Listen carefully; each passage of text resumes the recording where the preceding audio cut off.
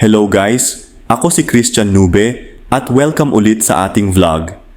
Ngayon, pag-uusapan natin ang isang napakahalagang bagay. Bakit minsan mas mainam na umiwas muna sa ilang kaibigan kapag papasok ka sa negosyo? Alam kong medyo masakit pakinggan, pero napaka-importante nito kung gusto mong magtagumpay. Mga dapat tandaan?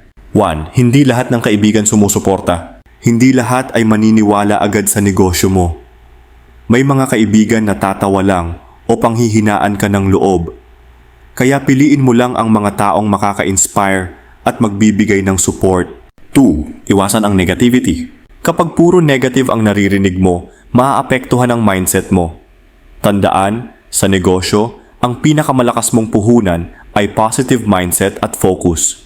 3. Focus sa goal, hindi sa opinyon ng iba. Kung lagi kang makikinig sa kaibigan na walang tiwala sa'yo, hindi ka uusad. Kaya mas mabuting umiwas muna at unahin ang goals mo. 4. Kaibigan o negosyo, piliin ang growth. Hindi ibig sabihin na tinalikuran mo sila. Ibig sabihin lang, inuuna mo muna ang sarili mong growth at success.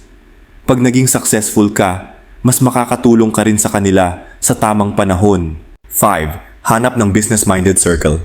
Humanap ka ng mga taong may kaparehong mindset, mga negosyante, mentors, o supportive community. Sila ang magbibigay ng lakas ng loob at tamang payo. Mga kaibigan, tandaan nyo, hindi lahat ng kaibigan ay masama, pero hindi rin lahat ay makakatulong sa journey mo. Kung gusto mong magtagumpay sa negosyo, piliin mong makisalamuha sa mga taong magtutulak pataas, hindi yung hihila pababa. Kaya kung kinakailangan umiwas muna, gawin mo. Kasi at the end of the day, success mo ang magpapatunay na tama ang pinili mong landas.